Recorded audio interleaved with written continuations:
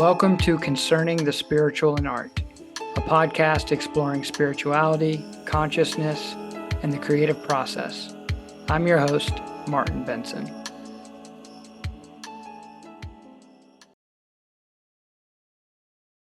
All right, y'all, welcome back to the podcast. Today I have Jen Stark on, a visual artist who's now currently based in Los Angeles.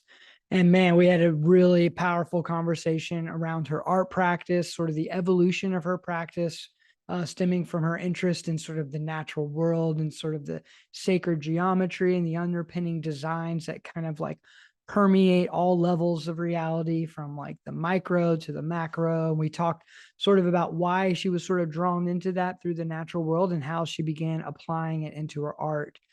We talked about the evolution of her work from paper cut pieces and sculptures into the interactive kind of digital pieces that she's now exploring as well today. We talked a lot about psychedelics and the influence of that on society, on art, on her work, on her life. Talked a little about meditation and healing and the power of sound and art as a way of helping us heal and come together. We talk a lot about her studio process and how she collaborates and how important collaboration is for her for a lot of these bigger projects that she is involved in. And so it's just a really cool conversation, really get a good insight into sort of what she's doing and how she's approaching her work. And I think you all are going to love it. So here you go, Jen Stark. All right, Jen Stark, welcome to the podcast. How you doing today? I'm doing great. Thank you so much for having me on. I'm excited to chat about all the fun stuff. Yeah, no, I'm super excited to connect with you. Like I was telling you kind of off camera, I've been following your work for many years and just seeing the way that you evolved, the way that you adapted your style, but also your perspective into so many different kinds of mediums, and really always like pushing the boundaries, especially like as you enter into like sculptural space. I mean, an installation space, of course, the digital stuff. It's just been really amazing. So I'm super grateful to be able to share some space with you, because I feel like a lot of what's a part of your work are things that I'm super fascinated by as well. So I think we can have a lot of shared interest here to speak to. And I was thinking, like, always like, what's the best way to enter these dialogues? And for me, I'm just sort of curious about the origins of your interest in like sacred geometry and sort of like the divine designs we see in the natural world and the cosmos. Like, where did that begin? And how and when did you start to like find a way to bring that into your practice as an artist? Mm-hmm. I think it began when I was younger. I'm originally from Miami, Florida, and there's so many beautiful plants and just lush nature over there. And I think I would just like explore around my parents' backyard and like just dive into all the amazing like fern shapes and Mm-hmm. fractals and all that kind of stuff in nature. And that's when I started thinking about nature and math and like realizing how many similarities there were like with the shape of like an unfurling fern and the shape Mm-hmm. of like a galaxy, the spiral. I'm like, wait a minute, Mm-hmm. there's like math in nature that is, it's all connected. So happened when I was younger and just kind of evolved from there. Yeah, definitely. I mean, I can totally relate to that. The sense of like awe that we feel when we're really like observing the natural world and seeing sort of these relationships, the way that certain forms and processes mirror each other on grand cosmic scales and those like super minute microcosmic scales. And it's just, it blows my mind as well. Like thinking about even like the Hermetic tradition, like as above, so below, this kind of mirroring and Yes. scale. And so for you, like in terms of your art journey, like were you always like interested in the visual perspective on those forms and trying to translate them into your work? Like where did you start to like bring that interest into a practice? Um, I I started I started doing those kind of shapes when I was in college. I was studying abroad, and I knew I was into like accumulation and just like repetition and um fractal type stuff. Yeah. But I was studying abroad in France in 2005, and I went to the art store and I'm like, everything was so expensive, like $20 for like a little paint of a little tube of paint. So I'm like, okay, let me see what I can do with like the cheapest Mm-hmm. material. And it was a little stack of construction paper that was about €1. So I took that and I took it back to the studio and just started cutting the forms and cutting different layers as if it was almost like generations and evolution. So Mm-hmm. starting with a certain generation, and that was a certain shape, and then that grew from the next, and then that kind of changed the next, and almost like plant growth as well. So that's kind of when I started creating my style. Yeah, it's kind of the light bulb went off where you really Yeah. found a way to translate that. And I love like that earlier work of yours. I think that's, somewhere in the years beyond that is where I started to come like across your work with the cut paper, like those like descending kind of fractal, like Yes. mandala shapes. And then you like boxed them in and created these like really cool objects, like almost like a pedestal that you like look down into. And so how did the sculptural component start like growing out of that the practice of like the cut paper? Yeah. I I mean it started in college, like I said, and uh in most of college I was actually a textile major. I was like a fibers major. Oh wow. Kind of interesting. But I chose that major because they were so open with us. They're like, whatever concept you want to do, choose the material and just do it. Cool. So I was really into paper because it's such a common material and it's Hmm. two-dimensional. And I just wanted to push the boundaries on it, Yeah. turn it into this like extraordinary 3D material, like sculpture that kind of blew people's minds. Yeah. Yeah. No, I mean, they're definitely so psychedelic and they definitely like screw with like your perception, your sense of space, or your relationship even to like the space that you're occupying when you're viewing them and things like that. Like, have you had like certain experiences like in your own like shifts in perception that like inspire your work, whether it's through like alternate states of consciousness or like deep states of meditation, or like through explorations in psychedelics or dreaming, like dream states, like where you kind of, because your work has such a psychedelic component to it, and like I can see things happening in your work, and I've had my own psychedelic experiences like where I've seen something kind of like that before, and so I'm Yeah. curious if that's been a part of your journey. Yeah, it actually wasn't in the beginning. I feel like we all just kind of have that inside of us, and it came out through me being inspired by nature and my art. And then probably a few years after I started making that kind of art, I got into, psychedelic experiences more. I'm like, Hmm. oh, that's what I'm making. Okay, that's Yeah. duh. Exactly. But you're right, it's within us, right? Like the Yeah, psychedelic is just helping manifest this different sort of vibrational frequency of your mind, of your consciousness, to access like alternate states or universes or dimensions. Like we can use language to try and describe it, but as you probably know, like language has no real play when it comes to really trying to elucidate like what's going on or what you experience. And so hmm, it is inside of us, and you don't need psychedelics to like tap into that. And I think as children, we were constantly kind of in a psychedelic state, just we didn't label it that, in terms of, at least in terms of like the state of awe and appreciation for like the magic and mystery of the life happening around us. At least a lot of kids are. And then at a certain point, it kind of, you get more interested in social things and you get more interested in other aspects. But the psychedelics for me, like kind of awoken like that childlike mindset toward like wonder of like, what the totally. hell is this place, Jen? Like, what are we doing here? know? And I Yeah. think art is such a great way to like ask those questions and try to explore potential answers. Yeah, and that's such an important place too, because I feel like in that childlike state, that's where we learn the most and we play and we like discover things.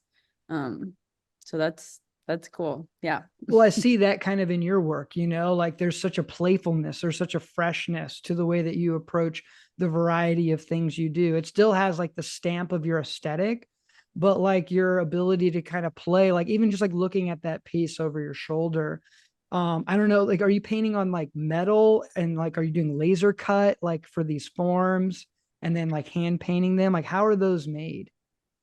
Yeah, those are made, that's from a sheet of aluminum. I can walk you over there if you wanted Yeah, to. sure. Do it. Okay. Yeah, why not? Yeah. We got the video going. Might as well. So a sheet of aluminum, and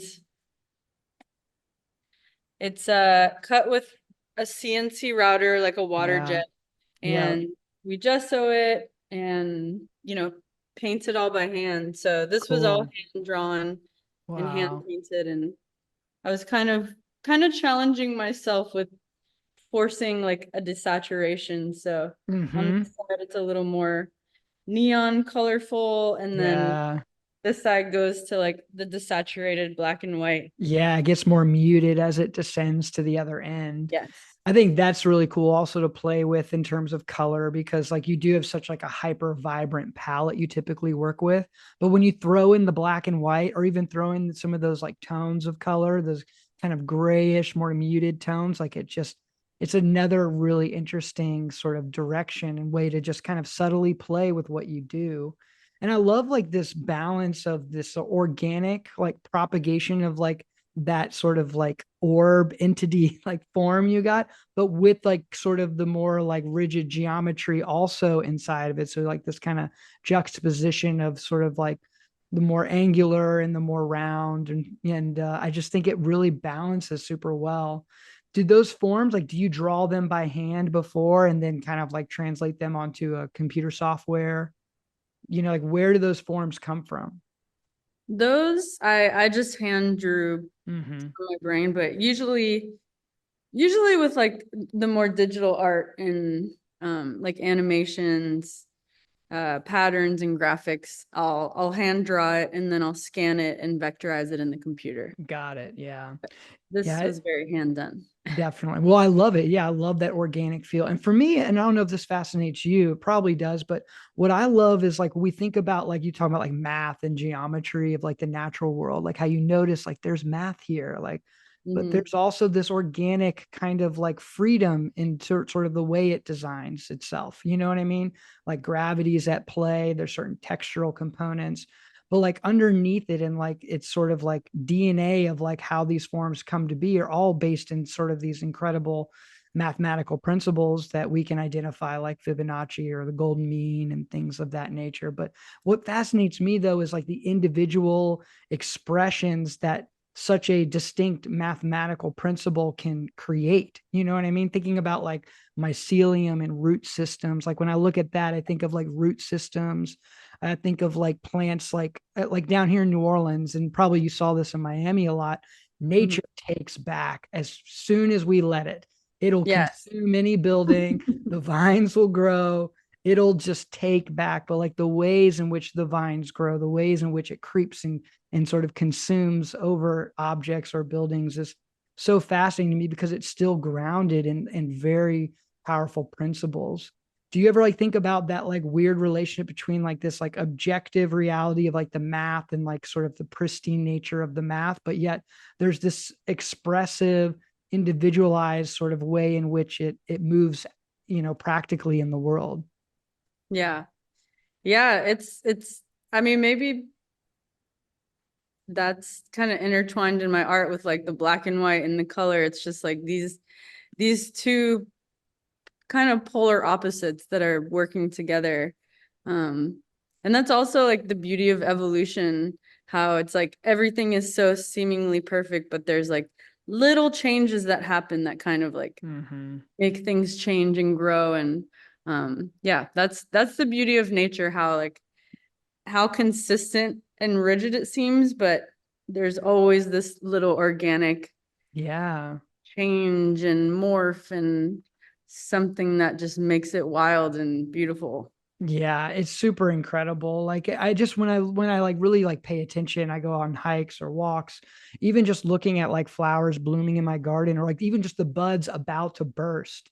I'm just like so fascinated by like those forms you see and like the way that those shapes are mimicked, but yet also kind of individualized like throughout all the different kind of plant life that we see. And so to me, it like points to this idea of I think the term God is like something that a lot of people can have a lot of problems with. It definitely has like, a lot of limitations in terms of like what we're actually talking about. But this idea of some sort of like intelligence behind everything that's happening. And for me, that brings me a sense of like peacefulness and solace is this notion that like I can just pay attention to the way clouds move in the sky. I can pay attention to the way water ripples when rain's falling. And I can see something consistent happening beneath the surface of everything that's I don't quite understand. Do you ever like get that feeling too? Do you use that term? Like, how would you describe your relationship to this magical, mysterious reality that's creating everything we're experiencing? Yeah, I mean, I feel and I know that I'm part of it, like as we all are. It's like, yeah, God or being or nature or whatever it is, that's us. Like we're little pieces of it and big pieces of it. And Mm-hmm. yeah, I feel, especially like when I'm having psychedelic moments, it's like uh just feeling like I'm a big part of this. I'm also like this tiny just speck of dust on earth, but a big part of this like beautiful consciousness and Mm-hmm. magic Yeah. happening.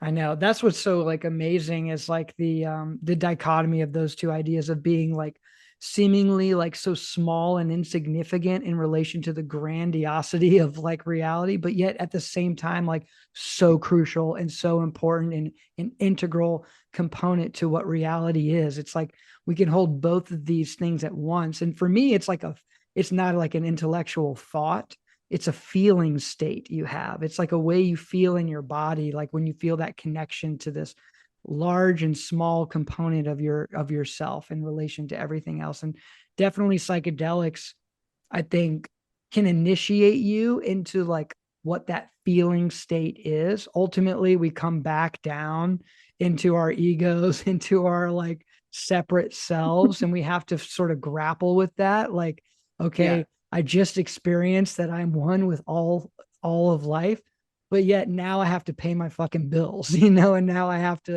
I mean, look both ways when I cross the street and all these things. It's kind of Um, hard to grapple with, but it's such a fascinating component of like the human experience, I guess. yeah. It's like Yeah, life is a video game. It's wild. it's a video game. It can feel that way, it can feel that way. Like I think it's interesting when people talk about like simulation theory and that it is kind of like this simulation, but like it makes me think more of like ancient philosophies and their relationship to this idea, but they call it like Maya or like the illusion, like this is all like, or Leela is a term that they use in like Vedic sort of tradition where it's like it's a play, it's a grand play, and we're all like playing Hmm. parts, playing these different roles in it. And I think that's such an amazing way to kind of think about it because it can be overwhelming, right? The grandness of like even in a psychedelic state like you can be totally just washed over with overwhelm because it's so immense, Hmm. but at the same time it's like it's so normal too. It's just a weird experience, and I think some of the work that you're creating, although people may or may not have had a psychedelic experience, I think on some level because of the quality of the images and the work, it's kind of planting seeds or speaking to this like deeper layer of consciousness, of conscious memory of the Hmm. space we come from. So even if they're not aware of it on the surface, like you're kind of like awakening these little seeds of like us in our relationship to this grand design. Do you ever think of like Love it. how your work functions, and people and varying audiences that see your work? Does that ever cross Yeah. your I mind? mean, I think it's amazing that it has such a vast audience. It's not just like, psychedelic heads or Exactly. college kids or something. It's um kids as little as like 3 or 4 years old up to, you know, older adults. They love it as well. It's really cool. And I'll frequently see online teachers, they're teaching like little classes on Jen Stark. And I'm like, wow, this is really amazing that such young kids and middle school kids and college kids just resonate with it. It's really awesome that it has that much of a reach. Yeah, and I think that's, the shapes and the color and the feeling and the um just wanting to like help inspire people and bring out that inspiration in them and kind of help them realize that they can do anything in life, especially the ladies, the women, the girls. Show them Yeah, that it can be done. definitely. I mean, you're doing it at a high level, and like I said in the beginning, like I love the way that you're still finding like little wrinkles, little changes, little ways to kind of push the boundaries, like playing with mirrors, reflective surfaces, or neon, or going into like the NFT, like digital space, or just doing grand murals, just like activating a space or a neighborhood. I think all those sort of variety of ways that you have applied your work is just really cool and illustrative of like how as an artist you, even though like you find like your voice and your style, like there's still an infinite field of exploration and that can never end for you. And so I'm curious, like what are you working on now? Like what is kind of like something new that you're thinking about? Like what are some boundaries that you're kind of been thinking about pushing more into these days? Yeah. Thinking a lot about um like audience interaction. When I kind of started as an artist, I would be in a lot of like gallery shows or museum shows and kind of traditional fine art world, and that was for many years, and it felt like a tiny bit boring for me because people walk into the gallery, it's like this white gallery. They get inspired, but they can't really interact with the work and touch it and be a part of it. So like lately I've been, like the last few years, kind of experimenting with interaction with art and like digital work, projecting animations and images on walls, and people can go up to them and like touch the wall, and the Cool. animations and colors change and sound changes. um and also pushing kind of like the meditative and healing aspects of it, Hmm. with color theory and sound and Yeah. all that fun stuff, just like pushing it a little further.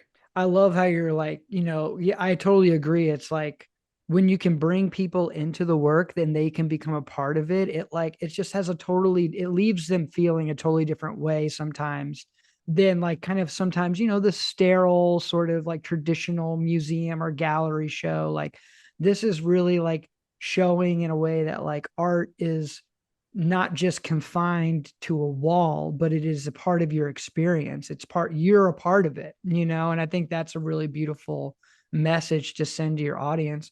I want to kind of maybe hone in a little bit about the meditative and healing component. Like thinking, especially when you bring sound and image together in a highly intentional way, there is, I feel, in my experience, there is definitely a heightened possibility for emotional release, for deep healing, for insight.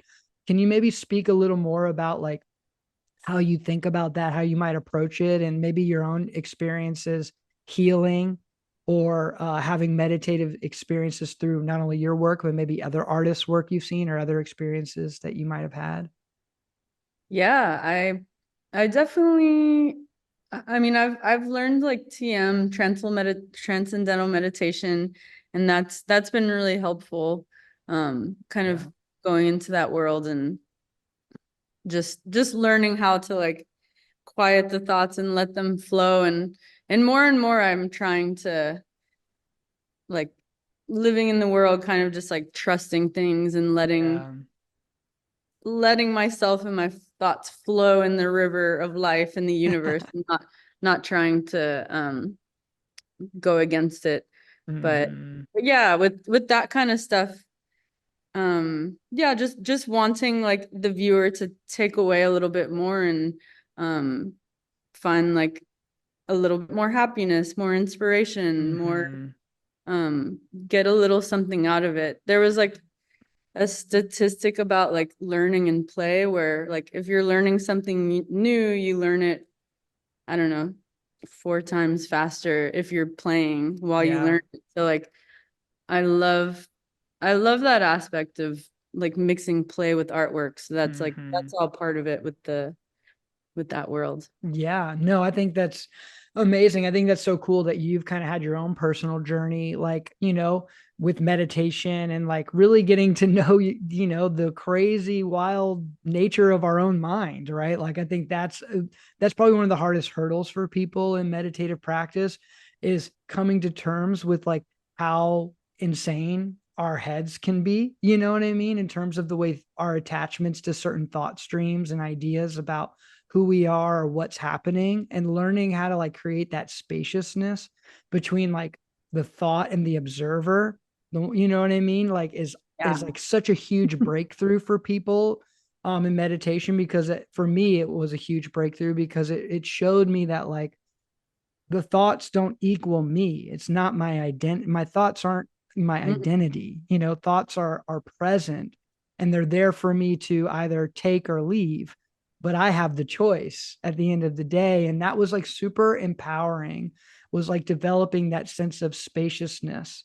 And I think art sometimes can arrest us in such a way where we can experience that gap.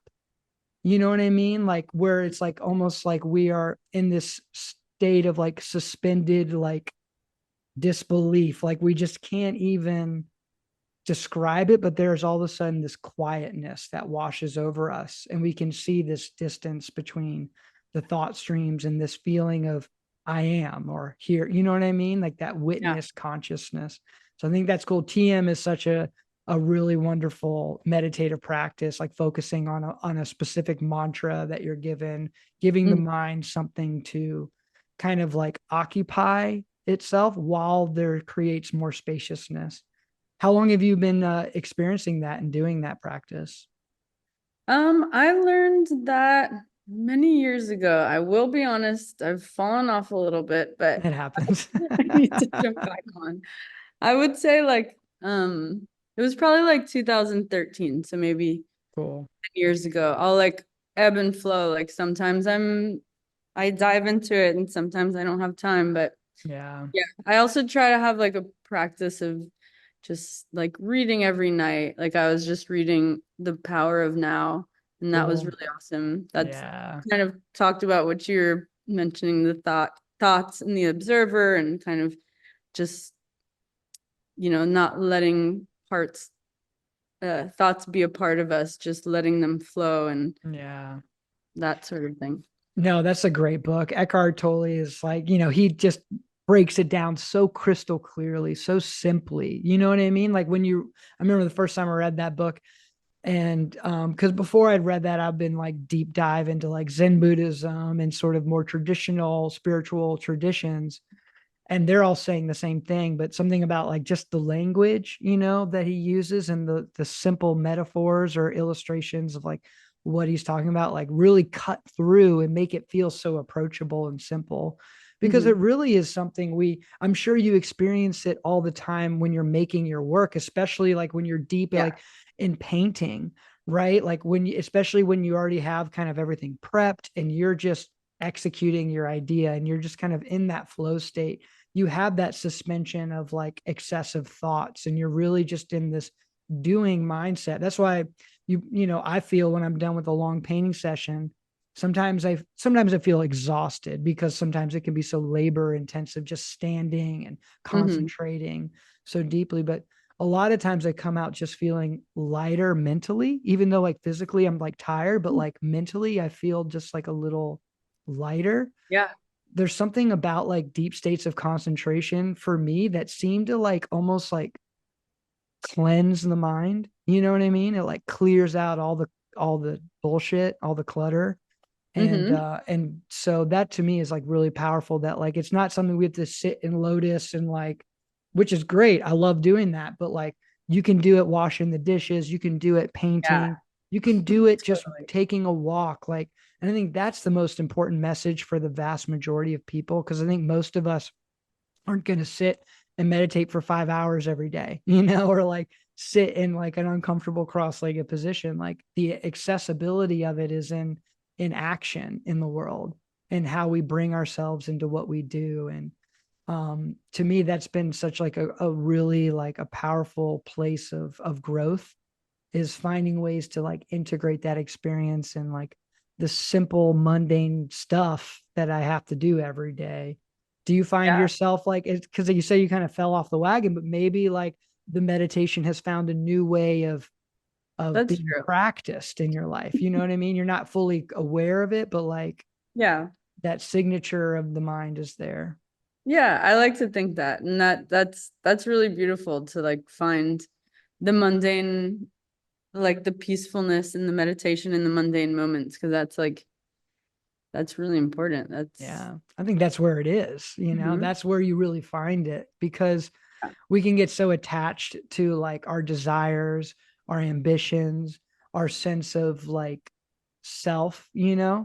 And I think when we're just like appreciating a simple moment, like hot water on the skin when you're washing dishes, or the Mhm. sound of a bird in a tree, like as simple and cliche as that sounds to some of y'all out there, like when you really feel it, like when you're really fully there, it's so powerful and beautiful. And for me, it's like there's always that, it's always there, it's always there, it's always here, just like the psychedelic state, like you were saying earlier, like it's inside of us, it's everywhere, Yeah, it's all the time.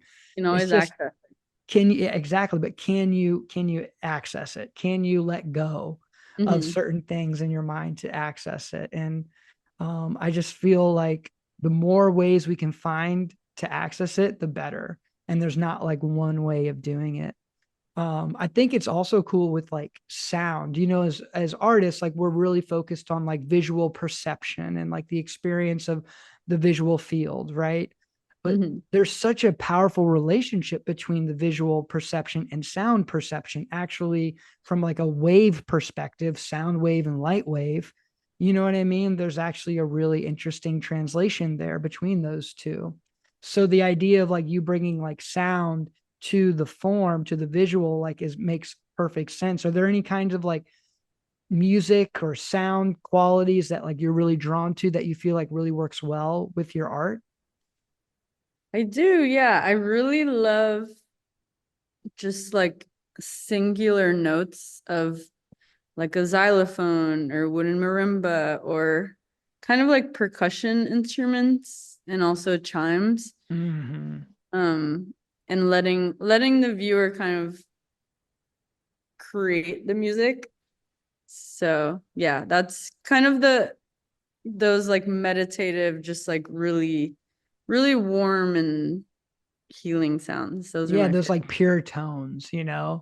Like when you just hit like a singing bowl, or yeah, like a chime Yeah. or cymbals, or even just like, any kinds of like percussion instruments, even drumming, like a Mhm. consistent drumming or something, like just like those pure tones are so powerful.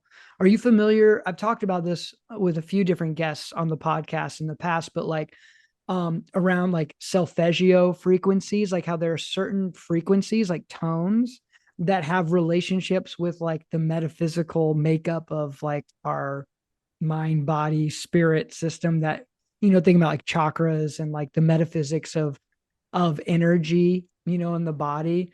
Have you heard Yeah. of solfeggio like frequencies, and I've learned about Is that those? the DNA healing frequency? Like Probably. It's probably another label for 575 it. hertz, I Yeah, think. exactly. There's like a specific hertz for a certain like healing modality. Usually they like relate them to like a system of metaphysics, like we find in Vedic traditions of like the chakras and so forth. But you see that in Taoism, you see that in Tibetan Buddhism, and all forms of like kind of esoteric spirituality. But to me, I'm kind of fascinated by that. Like, what are those tones? Okay, so if it's these frequencies, what would be the subsequent like visual frequency? Like what would the color be? What would the form be of that?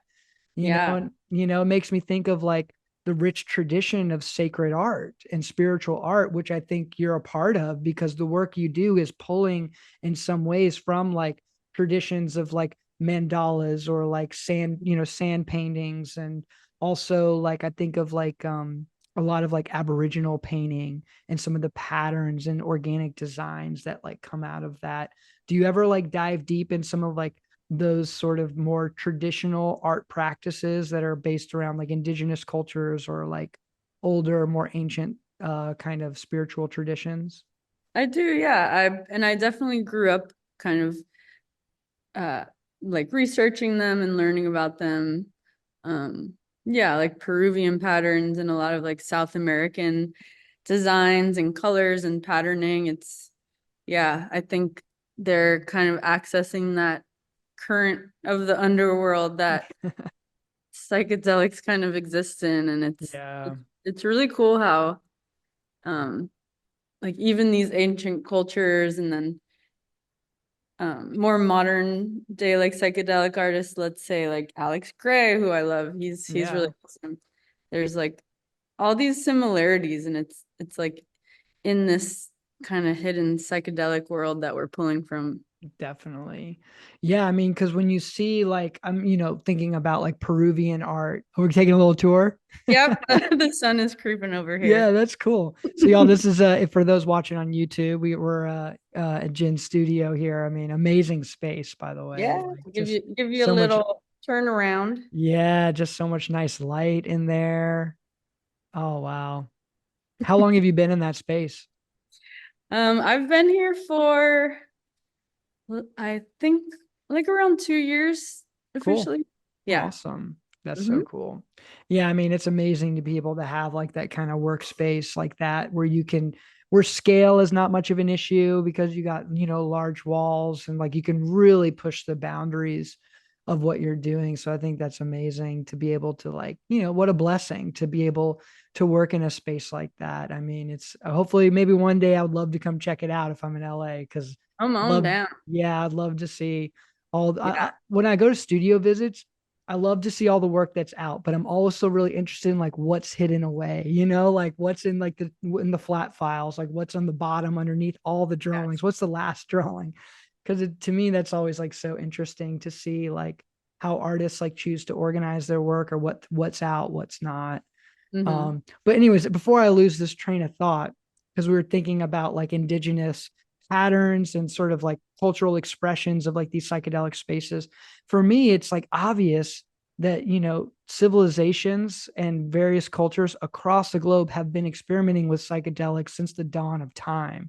There's no way they haven't been. Like they are definitely like tapping into those spaces and they're bringing back the imagery and that's sort of playing into the cultural expressions of the specific cultures and we see it everywhere, like looking at the patterns like the Peruvian patterns or even like the patterns that we see in like some like West African like fabric patterns that we see, like those traditional kind of patterns, like they're so psychedelic. Like of course they probably Yeah. maybe coming from a natural state of psychedelic space because I think also something about our culture and something about like the way that we eat, the way that we drink, the way that we like the rhythms of how we live in this civilization, our obscuring of this cosmos, like with like light pollution, like we've kind of divorced ourselves from like a natural ability to tap into these Hmm. spaces. And so I think that's why psychedelics are so powerful in this day and age because they're working to kind of reinitiate us into something that I think we've forgotten, like a cultural memory that has been sort of like left behind.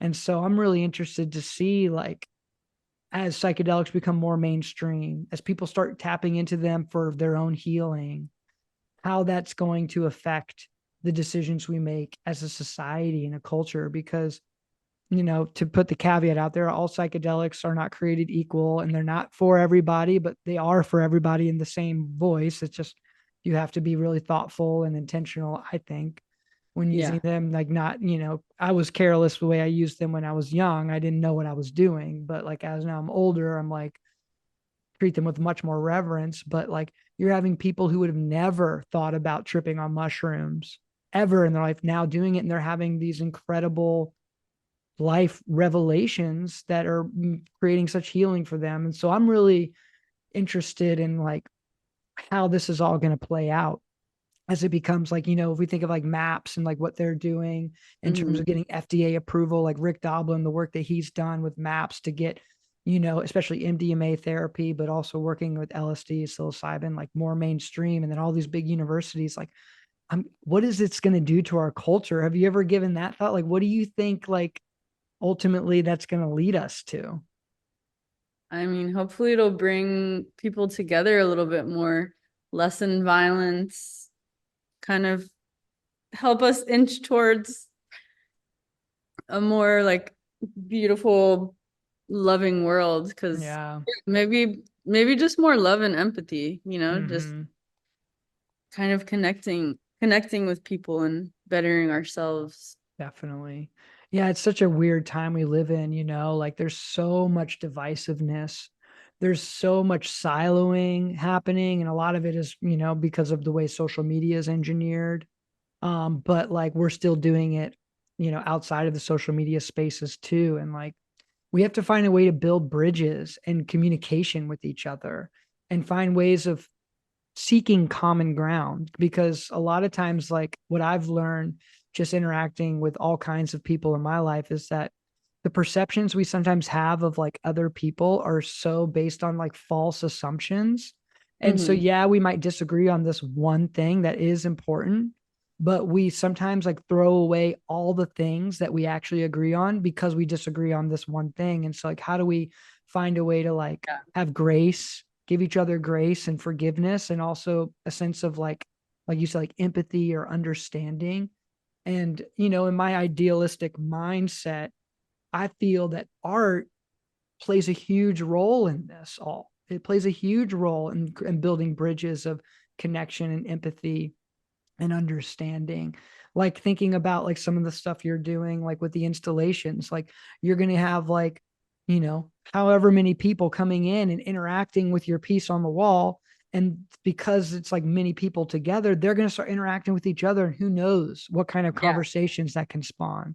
Who knows what kind of seeds that can plant in people's heart when they're interacting with someone who probably on any other day would be totally different from each other. But in this moment, through the interaction of the artwork and the experience there, they're connecting. And so I know that might sound like grandiose or idealistic, but I do think that like those small little moments really do matter, because they do start to kind of, in a way, like chisel down the walls that we put up around our hearts toward hmm each other.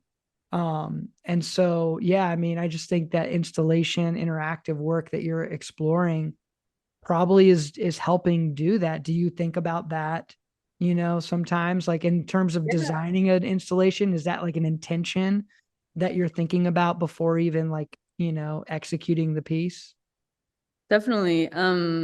Yeah, a few of these rooms and installations I've done, they they kind of play off interaction. So there's one room called Rainbow Cycle where it's just like these um, colorful like mandalas, and you walk into the room and your gets assigned a music note.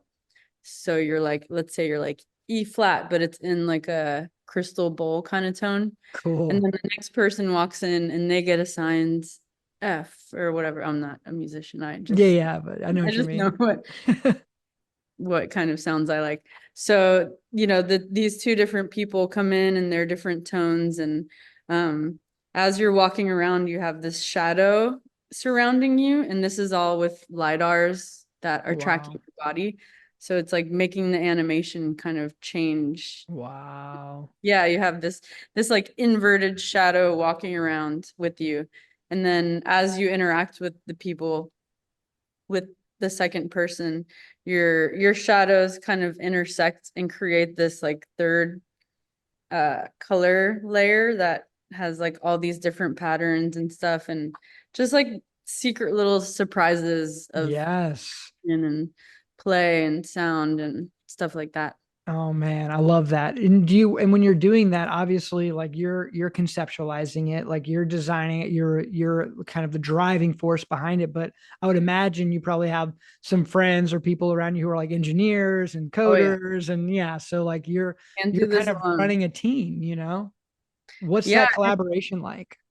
And more like teamwork makes the dream work. Like Yeah, yeah. I used to work alone in my studio, just like head down, working. And I made a lot of awesome stuff, but I'm really proud of the stuff that I'm doing collaboratively because it's like taking different people's strengths and like I'm not that great at technology or touch designer or these programs that enable the interaction, but I have a vision and I team up with people that are awesome and know what they're doing and they're just like badass and dedicated and we create these huge things together that I could have never created by myself. And Yeah. yeah, collaborating and having a team is really important. Yeah, I think that's amazing. I mean, you're right. That's what allows you to continue to push the boundaries because at the end of the day, like, it's pretty like standard of what people think artists are. And sometimes it is us just working in the studio by ourselves. And, Mhm. for me at this where what I'm doing, like the vast majority of time, that is kind of what I'm doing. I'm drawing, I'm Yeah, painting. that's important too. I still do that. Definitely, definitely. But I feel super grateful that I've been able to do collaborative projects Yeah. too. And I feel like the energy that happens, especially when it's the right collaboration, the right people, you know what I mean? When you get the right people together, there's it's like the hive mind mentality. It's like there's a bigger consciousness now that's Hmm. kind of driving this. And now we're all just kind of playing the roles that we need to play to kind of like manifest this vision. And so I think that is something I want to do more of and try to find ways to do more of because I love like the meditative and the isolated like feeling of being an artist in the studio. Like I definitely am kind of like an ambivert in that way. Like I'm an extroverted person, but I also need my introversion. So I feel like I get that fill. But I feel like the collaboration is sort of where we need to go more into in terms of contemporary art and pushing the boundaries of art into the future, building these teams of collaborators. Like it helps you see that like the the sum is bigger than its parts, and that there's something bigger happening than just an individual when it comes to these kinds of projects. Because at the end of the day, like what a wild thing we do as humans, like making these things, like, they have no real basis in like Hmm. survival in the natural world. Like it's so magical. You know what I mean? I'm saying just like from the bare bones of nature, right? Like making a painting is not going to help you get fed all the time. You know what I'm saying? Or help you find shelter or whatever, or fight off a predator. But like we've evolved, the humanity has evolved to this point in our culture where like that's what we can spend our energy and time doing instead of spending all our energy and time like foraging and trying to survive. Like what is this telling us about where we're going? You know what I mean? Like what are we doing? What are we building here? And I think we've come to this place where like we can see the limitations of the structures of our society. We can see there are Hmm. limitations here. And I think it's on artists of all kinds to envision what is the next paradigm. And I feel like we're in this liminal space between an old paradigm and an emergent one. And I think collaboration is for, in my mind, when I really think about it, like that is the key that's going to open the door to the next paradigm.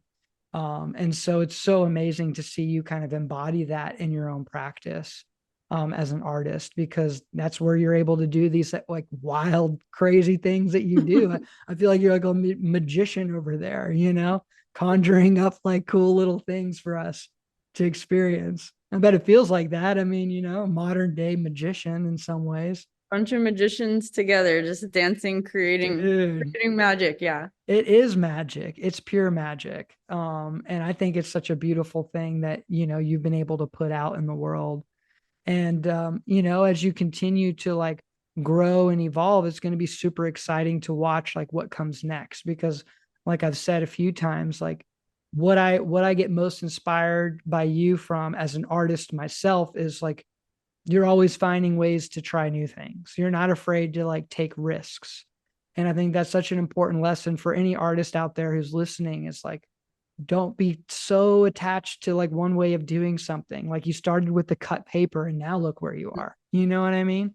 Yeah. So I think that's a great, like beautiful sort of like lesson for any artist to take is like to keep pushing and keep Yeah. going. And keep being curious and just like I give a lot of talks on Zoom over like for college classes and elementary classes, and I'm always people are kind of like stuck on like finding the perfect major, finding like this direct path, and I'm like, I was a textile major, like I don't do textiles.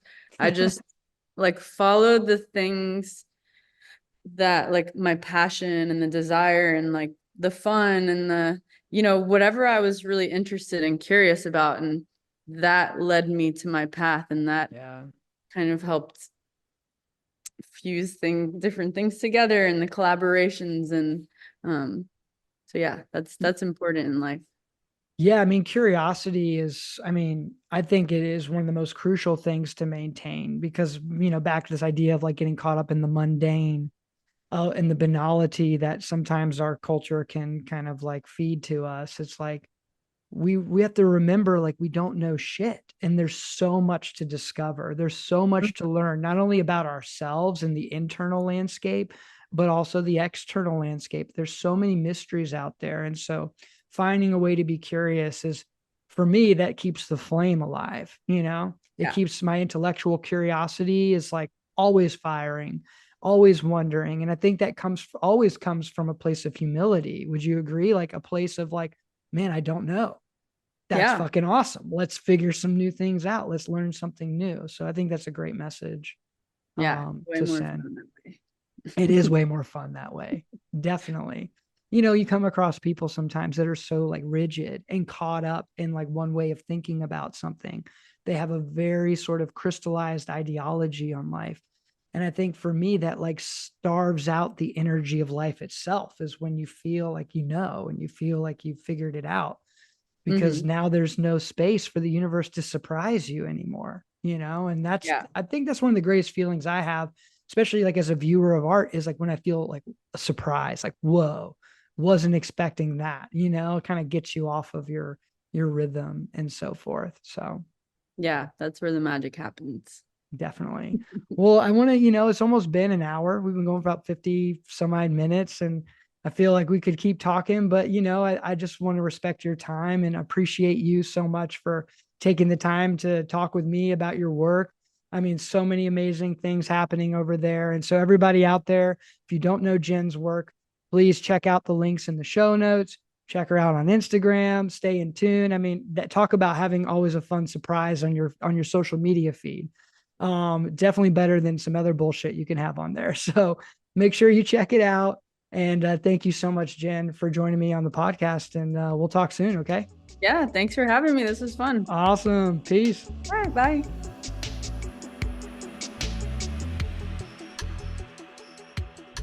Thank you all so much for tuning into this episode of Concerning the Spiritual and Art. If you like what we're doing here, go ahead and hit that subscribe button so you can stay in touch and in tune with all the amazing offerings that we're going to be bringing to this channel. Thanks again for all your support. Super grateful and excited to bring more content your way. Peace, y'all.